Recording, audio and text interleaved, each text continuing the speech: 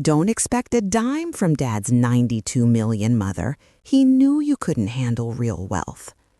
A lawyer holding a thick document, he adjusts tough glasses. Cut to the son looking smug, checking his watch. And regarding the $92 million inheritance, I leave it in its entirety to my beloved wife, Helen. My son thought greed was stronger than loyalty, but that afternoon, as he turned pale in the lawyer's office, he learned a painful lesson about what his father really valued. I watched my grandson slap a neon green sticker onto my husband's coffin.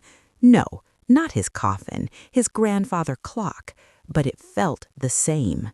The sticker said, "Mine," and in that moment, I was already dead to them. This is the story of how I died while I was still breathing and how I came back to life. Before we begin, drop a comment below with your country and what time it is right now where you're watching, whether it's sunrise in Nairobi, midnight in Australia, afternoon in Canada, or evening in France. I want to know. Don't forget to like and subscribe. Don't just sit back. Tell me where in the world you are. Now, let's dive into the story. My name is Helen Carter. I'm 78 years old. 5 days ago, they buried my husband, Robert, in a plot overlooking the San Gabriel Mountains. The soil was still fresh. The flowers were still bright. But my family? They weren't mourning. They were shopping. They were inside my house in Pasadena, California. They were putting sticky notes on my furniture. They were claiming my life. I stood at the bottom of the stairs. I held the banister. Robert polished this banister by hand every Sunday. His fingerprints were probably still there. Mine, too. But my family? They didn't see fingerprints. They saw dollar signs. My grandson Kyle was 22. He moved through my living room like he was in a Target. Slap, a green sticker on the leather chair. Slap, a green sticker on the china cabinet. The cabinet held our wedding plates. My wedding, not his. My granddaughter Jessica had her phone out. She was scanning the walls. An app measured the room. She said to her brother, "We'll knock this wall out once she's gone. Make it a spa room." She didn't whisper. She didn't look at me. I was a ghost already, a ghost in a black dress holding a banister. No one offered me a chair. My chair at the dining table was gone. A folding chair was there instead, a wobbly one from the garage. My daughter-in-law, Susan, walked by with champagne. She smiled a bright white smile. "We're celebrating Dad's legacy," she said. "He built an empire." Someone else laughed. "And we get to clean out the ghosts." They pointed me to the mudroom. "You'll be more comfortable there, Helen, away from the noise." They sat me down next to a mop bucket. They gave me a paper plate, dry chicken, cold potatoes. I held the plate. I didn't eat. I just listened. From the other room, my son's voice carried. "Dad built an empire," he said. Then a pause. Someone else said, "She built soup." They laughed. They thought it was a joke. They thought soup was nothing. But soup warms you. Soup feeds you. Soup is love you can taste. I built a family with that soup, and now they were spitting it out. They called the mudroom my new sitting room. It smelled like bleach and wet dog. A single light bulb hung from the ceiling. It flickered on and off, like a heartbeat or a warning. They'd pushed a cot against the wall. No sheets, just an old moving blanket. My suitcase was already there. They'd packed it for me. I opened it. My things were thrown in, my lavender sweaters, my photo albums. A framed picture of Robert and me was on top. The glass was cracked. It was from our 30th anniversary. We were standing under the rose arch. His arm was around me. My hand was on his chest. We looked happy. We were happy. Now that picture had been pulled off the hallway wall. Someone had stuffed it behind the refrigerator. I found it when I went for water, face down next to a box of expired granola bars. They didn't want to see us smiling. They didn't want to remember. That night, they ate steak in the dining room. I heard the clink of wine glasses. I heard their laughter. I sat on my cot. I opened a can of soup I'd hidden. I had to use a key to open it. They didn't leave me a can opener. From the other room, my son's voice carried. Dad built an empire, he said. Then a pause. Someone else said, she built soup. They laughed. They thought it was a joke. They thought soup was nothing. But soup warms you. Soup feeds you. Soup is love you can taste. I built a family with that soup, and now they were spitting it out. But I didn't cry. I reached into my pocket again. I felt that paper. It was my anchor. It was proof. 15 years ago, Robert's company was dying. He came home every night pale and shaking. The bank was calling. They were going to lose everything. The house, the cars, his pride. He needed money, a lot of money, for one last deal. He didn't have it. So I did a thing. A quiet thing. I took my mother's emerald necklace. I took my wedding diamond earrings. I took the heavy gold bangles from my wedding day. I sold them all. I didn't tell a soul. I sent the money to his company's bank account. I whispered to Robert, use this, but don't tell them it came from me. He used it. He saved his company. They called him a genius. They called him self-made. They never said my name, and I let them, because that's what you did. You were the quiet wind beneath the wings.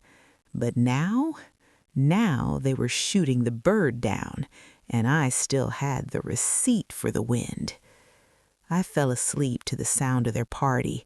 My knees ached, my heart ached worse, but under my pillow that paper crackled, a tiny sound, a promise. Tomorrow was the will reading. They thought it was their victory party. They had no idea at all. Morning came. The house was quiet, but it was a mean quiet, a hungover quiet. I walked to the kitchen. They were all there. My son Joseph drinking coffee, his wife Susan scrolling on her phone, Kyle and Jessica looking tired but excited, like kids on Christmas. No one said good morning. No one offered me coffee. I made my own. The old pot hissed. I stood by the counter. I was invisible. Susan looked up. Helen, you might want to wear something nicer. The lawyer's office is fancy. She said it sweetly, but her eyes were cold. She was telling me not to embarrass them. I looked down at my dress. It was black. It was simple. It was what I wore to bury my husband. This is fine, I said. My voice sounded small, like a mouse. Joseph snorted. Just don't say anything, Mom. Let Mr. Alden handle it. It'll be easier for everyone. Easier for them. Always easier for them. We drove downtown in 2 cars. I rode with Jessica. She played loud music. She didn't speak. The lawyer's office was in a tall glass building. It was cold inside. Everything was steel and white leather. It felt like a spaceship for cutting people out. We all sat in a conference room, a long, shiny table. They sat at one end. I was given a chair at the very foot, a folding chair. Of course, it wobbled. Joseph sat at the head, like a king. He smiled at Mr. Alden, the lawyer. Mr. Alden was an older man. He had kind eyes. He'd been Robert's lawyer for 40 years. He looked at me, just for a second. He gave a tiny nod. I nodded back, a secret hello. Mr. Alden opened his briefcase. Thank you for coming, he said. We are here to execute the final wishes of Robert Carter. He passed out folders. Everyone leaned forward. Their eyes were hungry.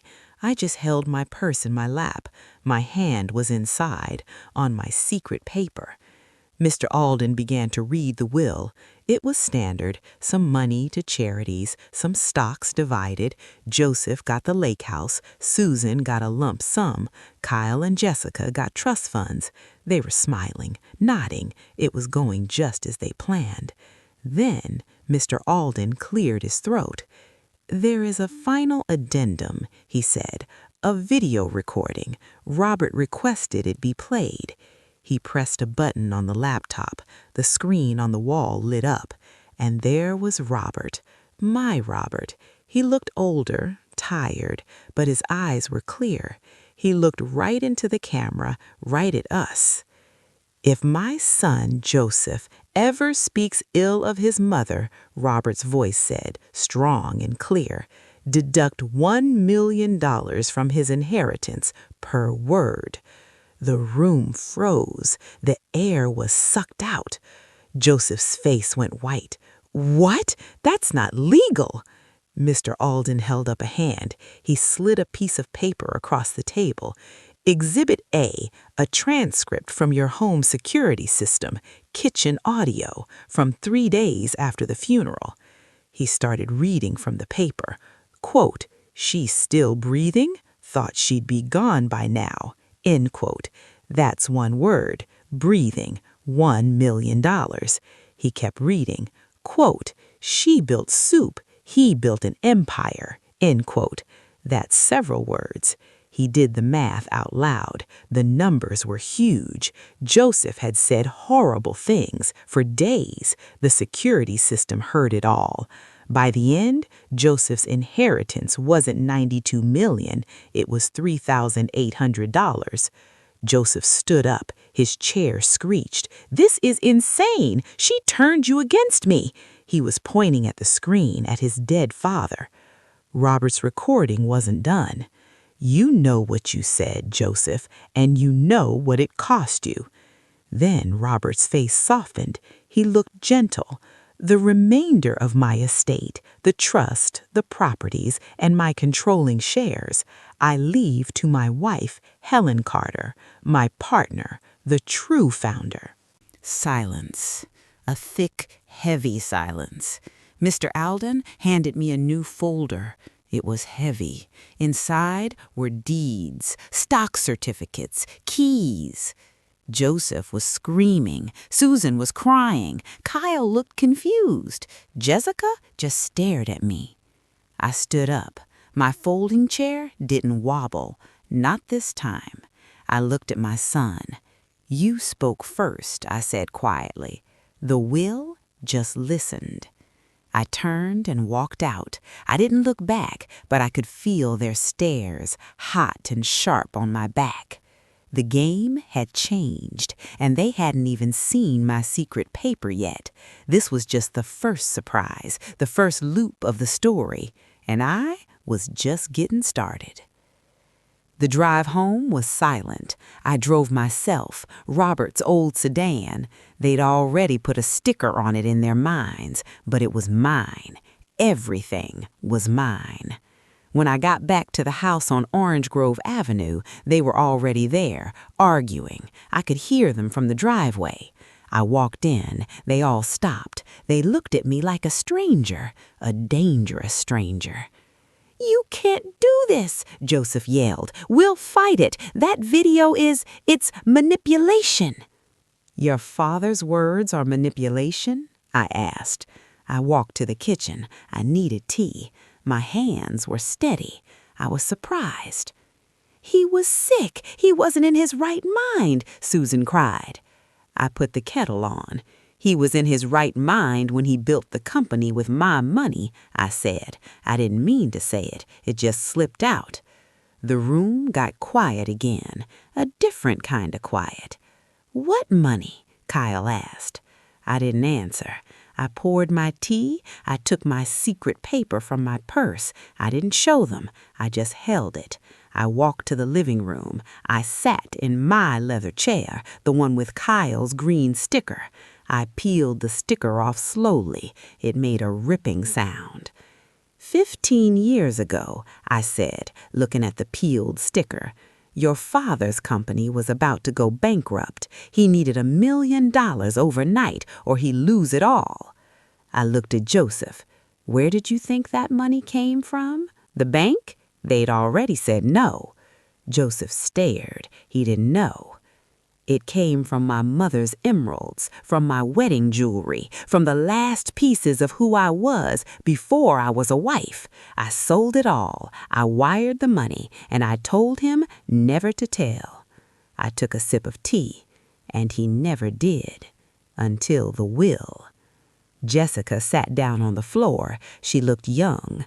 "You saved the company?" "I saved everything," I said. "This house, your college funds, your trust funds, it all existed because of that money, my money." Susan's face was hard. "That was your duty as a wife, to support him."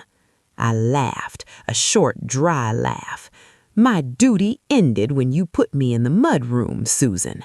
I stood up. "You have 48 hours to get out of my house." The shouting started again, but I didn't listen. I went upstairs to my bedroom. Their suitcases were open on the floor. My perfume bottles were in a box. I took them out. I put them back on my dresser. I could hear them downstairs, panicking, making calls. Good. Let them panic. They thought the story was over. They thought I was just a lucky old lady, but they were wrong. The secret paper in my hand, it wasn't about the jewelry money. That was just the beginning, the small secret. I had a bigger one, a secret that could bring down the whole empire they loved so much, and I was finally ready to tell it. The next morning, I went back to see Mr. Alden. His office was calm. Sunlight came through the windows. He smiled when I walked in. "Helen, I wondered when you'd come back," he said. I placed my secret paper on his desk, but then I placed another folder next to it, an old leather folder, worn at the edges. "There's more," I said. He opened the leather folder. Inside were handwritten pages, yellow paper, black ink, diagrams, numbers. It was a business plan, a brilliant one. "What is this?" he asked. "The Brightwood Stabilization Model," I said. "The plan that launched Robert's IPO, the one that made everyone $40 million. Mr. Alden's eyes went wide. He knew that name. Everyone in the business world knew it. It was famous. Robert's model? Wasn't Robert's, I said. My heart was pounding. I never said it out loud. He was stressed. The board hated his ideas, so I wrote this. I mailed it to him anonymously. He presented it as his own. They loved it. It saved the company. Again. Mr. Alden was silent. He looked at the handwriting. He looked at me. "You're sure?" I nodded. I pulled out a crayon drawing from my purse. It was from my grandson, Kyle, years ago. A stick figure with glasses next to a light bulb. It said, "Grandma thinks better than Google." I put it on the desk. He knew before they taught him not to. Mr. Alden took a deep breath. "This is intellectual property. This is a patent. If you can prove you wrote this." "I can," I said. I handed him one last thing, a letter from the U.S. Patent Office, dated years ago. It was addressed to a pseudonym, E.B. Sinclair. That was me, Ellen Beatrice, my maiden name. Sinclair was my mother's name. The patent for the model was registered to E.B. Sinclair, and the royalty checks, they'd been going to a P.O. box for a decade, $9.4 million a year, sitting there, waiting. Mr. Alden leaned back in his chair. He whistled. "Helen, this changes everything. The company's foundation, it's yours, legally." "I know," I said. "What do I do now?" He smiled, a real smile. "Whatever you want. You own the blueprint, literally." I knew what I wanted. I didn't want the company. I didn't want the fight, but I wanted the truth. I wanted my name back, not as Robert's quiet wife, but as Helen Carter, the architect, the mind. "I want to make it public," I said. "I want them to know." Mr. Alden nodded.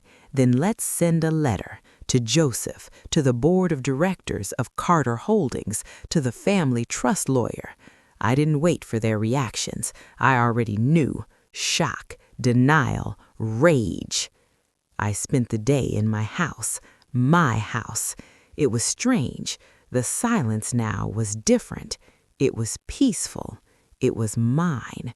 I walked from room to room. I peeled off every neon sticker.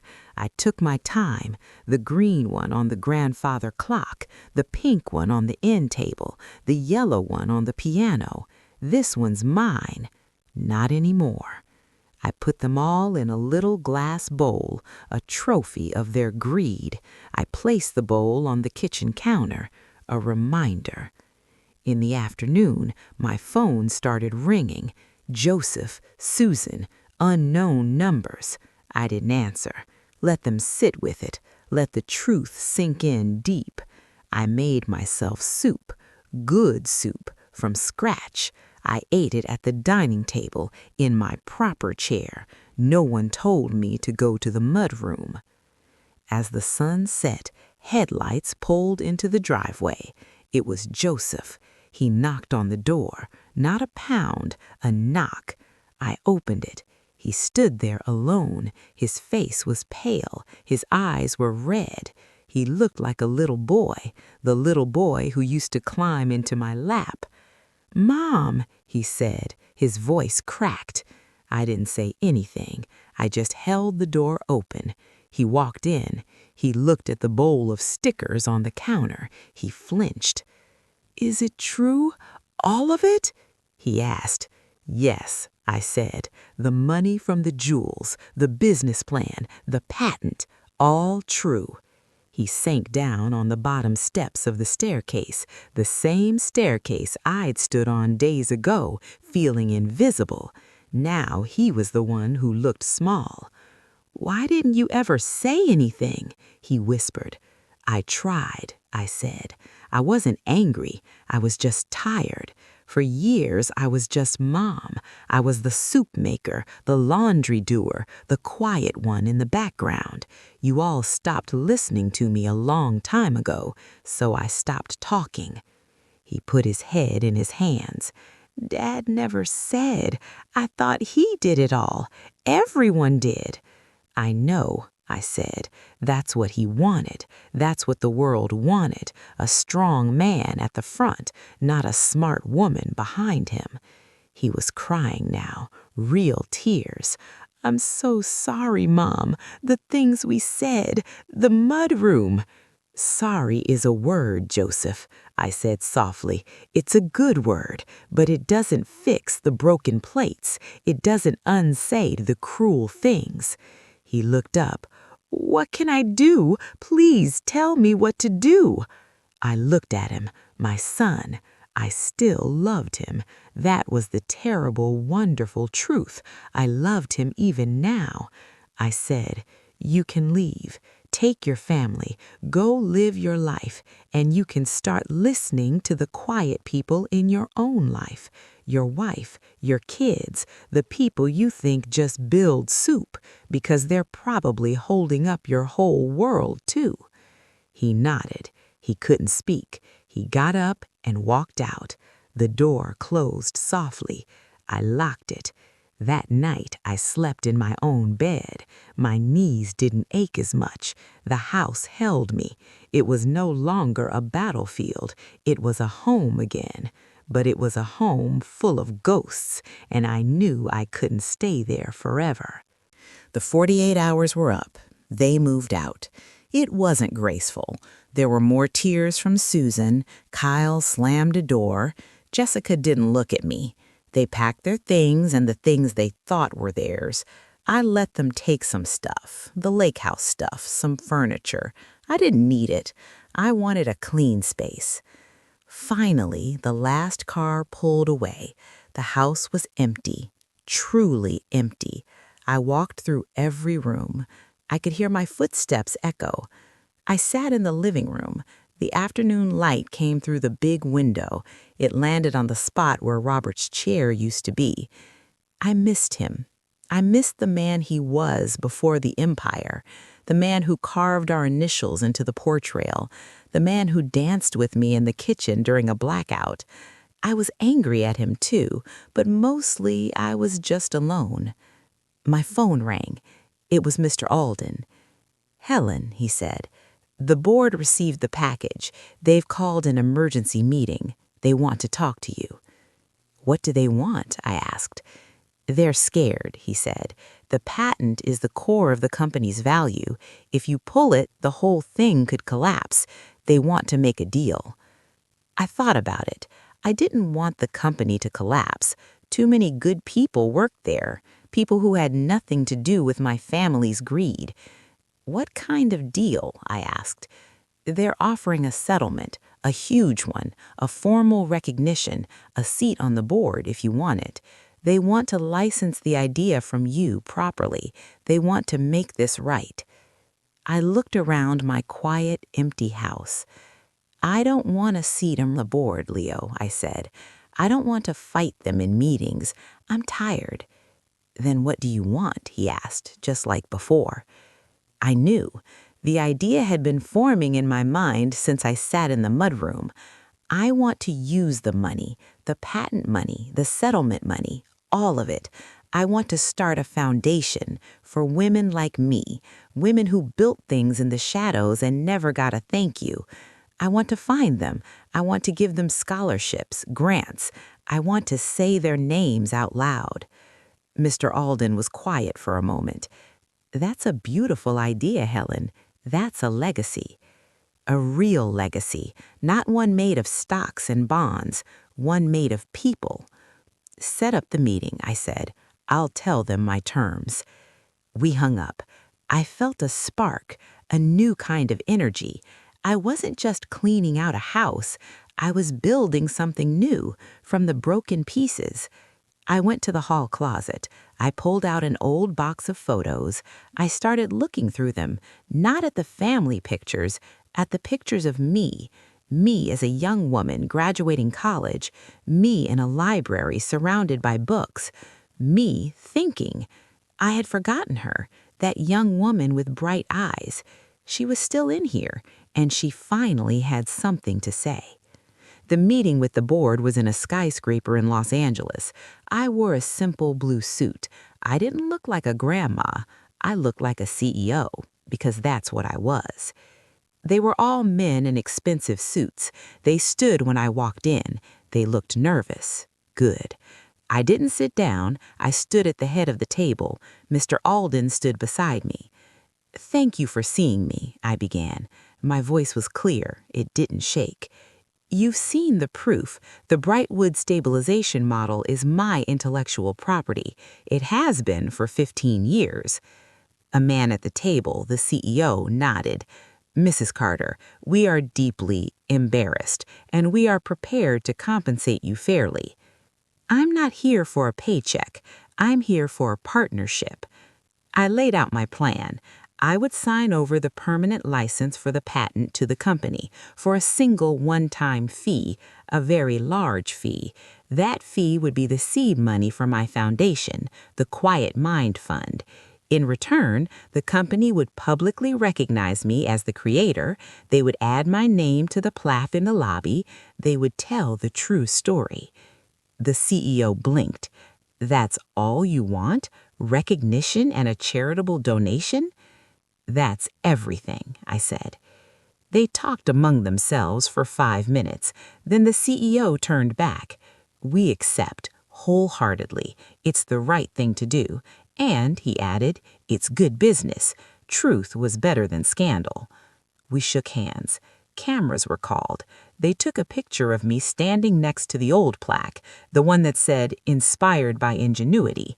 The next week, a new plaque would be installed. It would say, "The Brightwood Stabilization Model created by Helen Carter." I left the building feeling like I was floating.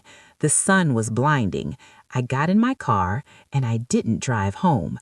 I drove to the ocean. I walked right down to the edge of the water. I took off my shoes. I let the cold Pacific water wash over my feet. I did it. I said my truth out loud to the people that mattered. The world would know now, but more importantly, I knew. I felt the weight of all those quiet years finally lift.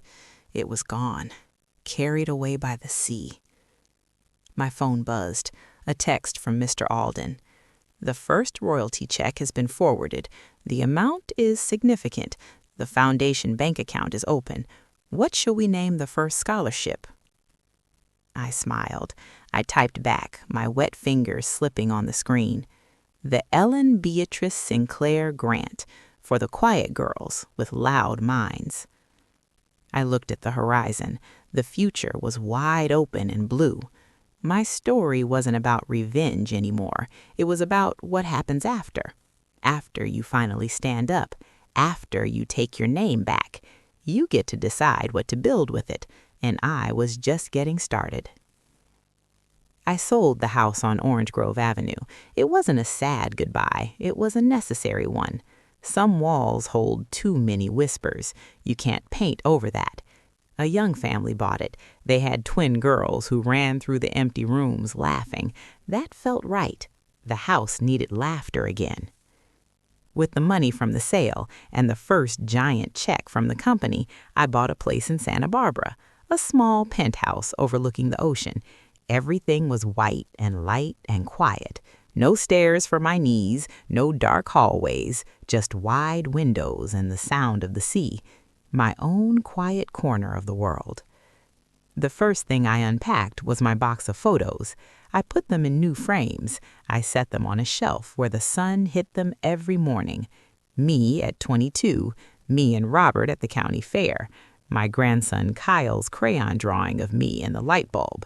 I hung that one on the fridge with a magnet. It was my favorite piece of art. The foundation, the Quiet Mind Fund, became my full-time job. Mr. Alden helped me set it up properly. We created the first scholarship, the Ellen Beatrice Sinclair Grant for Women in Business Strategy. We announced it online. The story came out in a few business magazines. The Secret Founder, How Helen Carter's Mind Built an Empire. People were shocked. They were inspired. My email started filling up. Women wrote to me, so many women. They told me their stories, stories of ideas stolen, credit taken, voices silenced. A nurse who designed a new patient filing system that her hospital adopted without her name. A farmer's wife who perfected a drought-resistant seed blend her husband took to market. A mother who wrote a children's book her sister published as her book. Their stories broke my heart, but their letters also made me feel less alone. We were a club no one wanted to join, but we were finding each other. I started reading every application myself. I wanted to hear their voices. I wanted to be the person who said, I see you. I believe you. Here, this is for you. But while I was looking forward, my past wasn't done with me. One afternoon, my doorbell rang. I wasn't expecting anyone. I looked through the peephole. It was Jessica, my granddaughter. She stood there, alone, shifting her weight. She looked nervous. She looked young. I took a deep breath, and I opened the door. "Grandma?" Jessica said. She didn't smile. She just stood there, holding a small plant, a peace lily. "Can I come in?" I stepped back. "Of course." She walked into the bright living room. She looked around. "It's nice here. It's peaceful." "It is," I said. I didn't offer her anything, and I waited. She set the plant on the coffee table. "I'm sorry," she blurted out, "for everything, for the app, for measuring your room, for not seeing you." I nodded. "Thank you for saying that." "It's not just words," she said quickly. Her eyes were earnest. "I've been doing a lot of thinking. After everything blew up, I started talking to a therapist. She asked me why I was so eager to turn your room into a spa, and I didn't have a good answer." She sat on the edge of the sofa. I think I was just copying what I saw. Mom talking about remodels, Kyle claiming stuff, Dad obsessed with legacy. I thought that's what you did when someone died. You just moved in and took over. I didn't think about you living there. I just saw a house." Her honesty was disarming. It was more than I got from her father. "It was my home," I said softly. "I know that now, and I know about the patent. I read the articles. I Googled the business model. It's brilliant, Grandma. Seriously, I'm taking business classes now, and we studied a case that's basically your model. And I was in that class, learning from my grandmother's mind, and I didn't even know it." She looked like she might cry. "I feel so stupid. We all treated you like you were obsolete, but you were the most modern person in the house." My own eyes got hot. This was a different pain, not the sharp cut of cruelty, but the deep ache of a misunderstanding finally being cleared up. "You weren't stupid, Jessica. You were taught. You were taught to see me one way.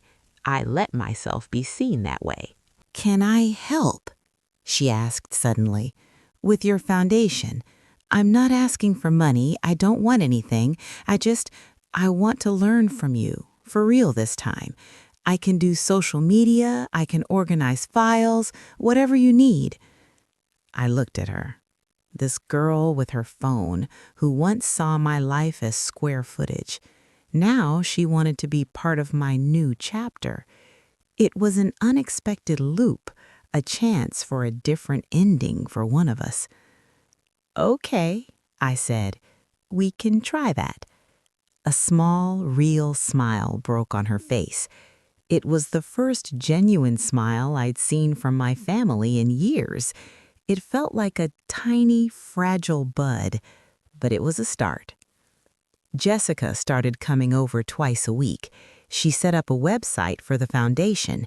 She helped me sort through applications. She was good at it. She was smart. She asked questions. She listened. One day, we were working, and she looked up from her laptop. "Grandma, can I ask you something hard?" "You can ask me anything," I said.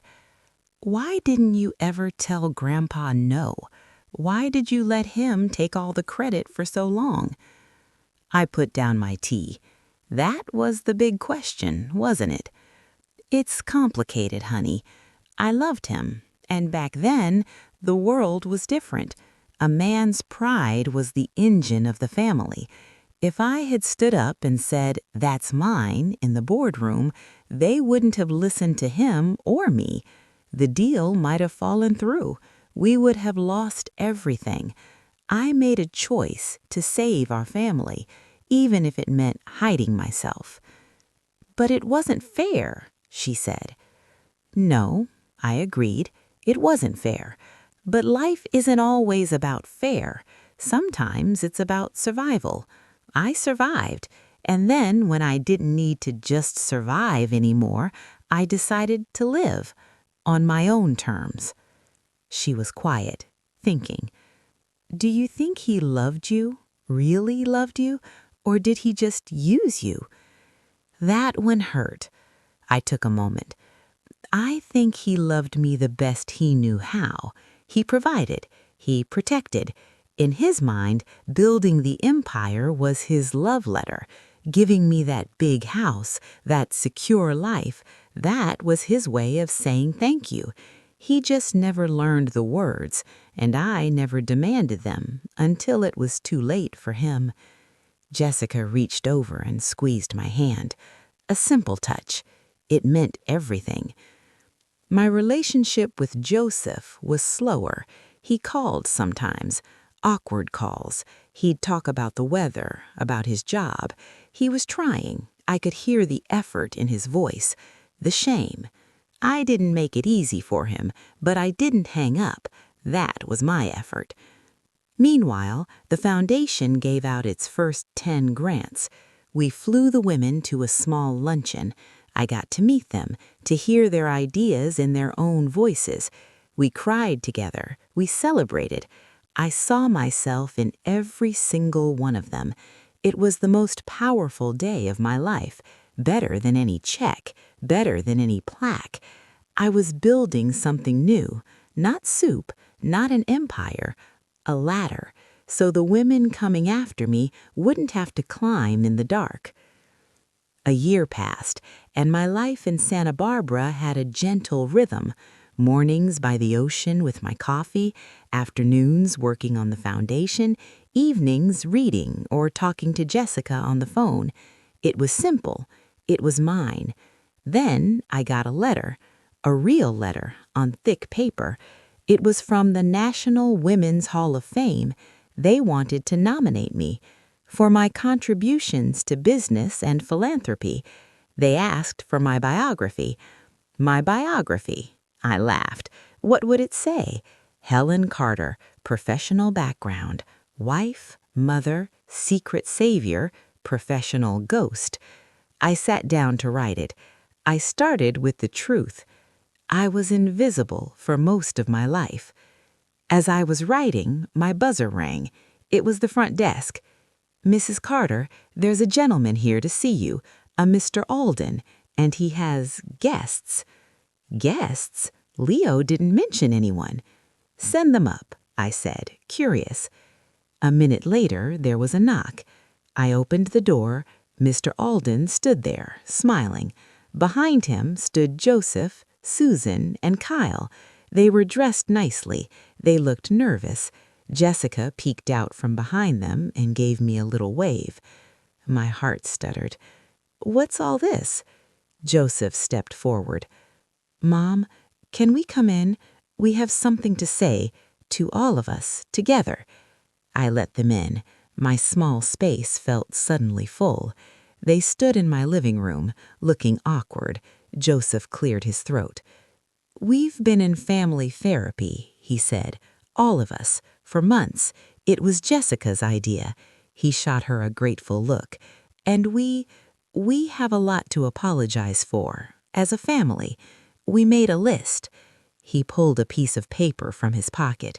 It wasn't a legal document. It was a handwritten list.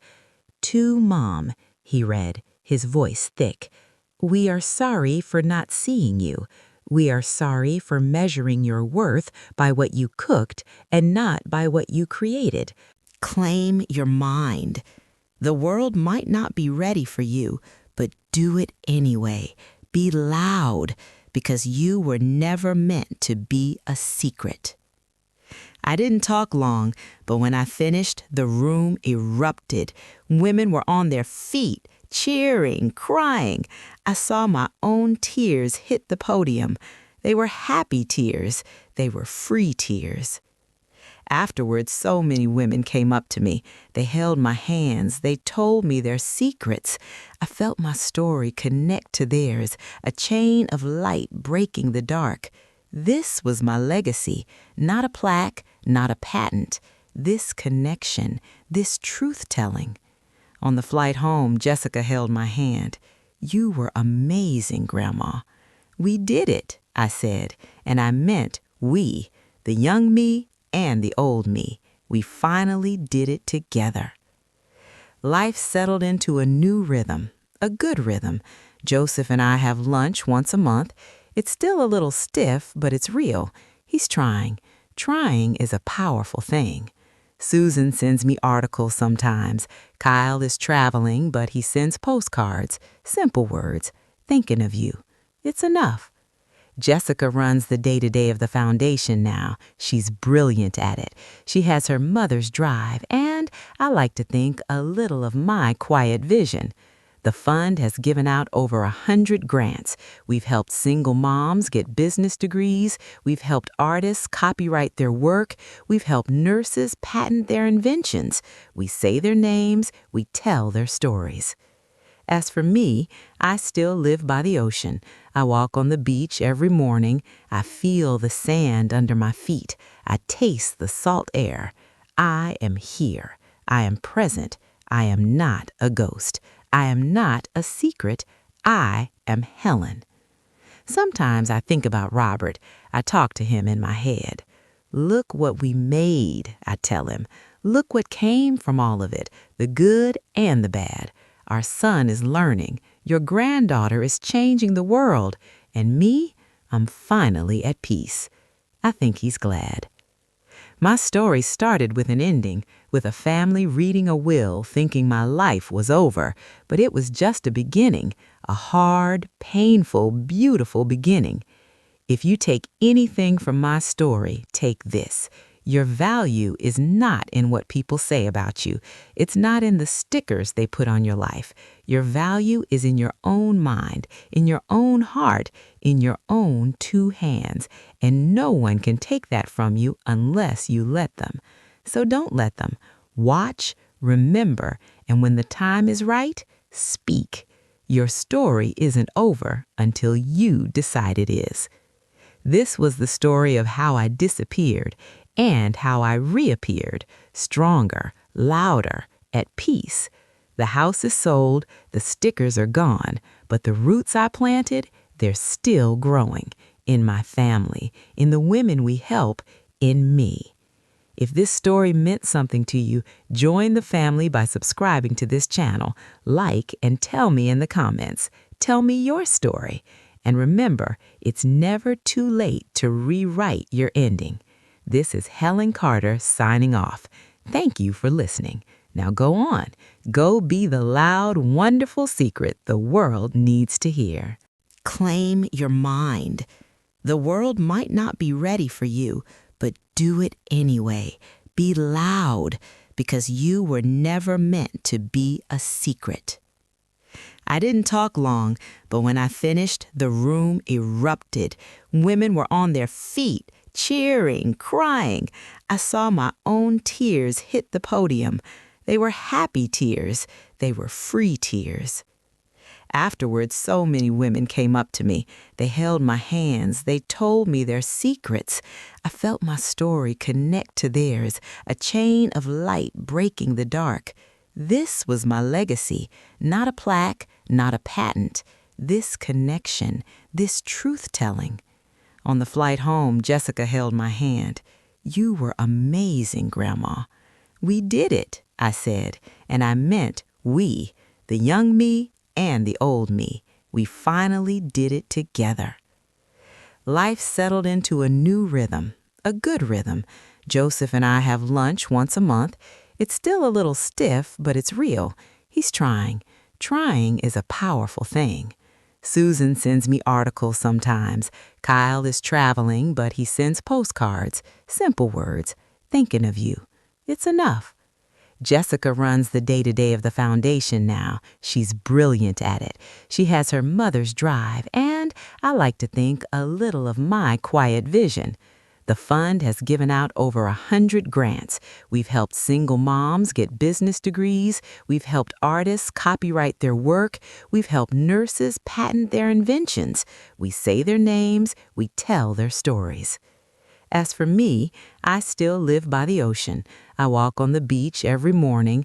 I feel the sand under my feet. I taste the salt air. I am here. I am present. I am not a ghost. I am not a secret. I am Helen. Sometimes I think about Robert. I talk to him in my head. Look what we made, I tell him. Look what came from all of it, the good and the bad. Our son is learning. Your granddaughter is changing the world. And me, I'm finally at peace. I think he's glad. My story started with an ending, with a family reading a will thinking my life was over, but it was just a beginning, a hard, painful, beautiful beginning. If you take anything from my story, take this. Your value is not in what people say about you. It's not in the stickers they put on your life. Your value is in your own mind, in your own heart, in your own two hands, and no one can take that from you unless you let them. So don't let them. Watch, remember, and when the time is right, speak. Your story isn't over until you decide it is. This was the story of how I disappeared and how I reappeared, stronger, louder, at peace. The house is sold, the stickers are gone, but the roots I planted, they're still growing, in my family, in the women we help, in me. If this story meant something to you, join the family by subscribing to this channel, like, and tell me in the comments. Tell me your story. And remember, it's never too late to rewrite your ending. This is Helen Carter signing off. Thank you for listening. Now go on. Go be the loud, wonderful secret the world needs to hear.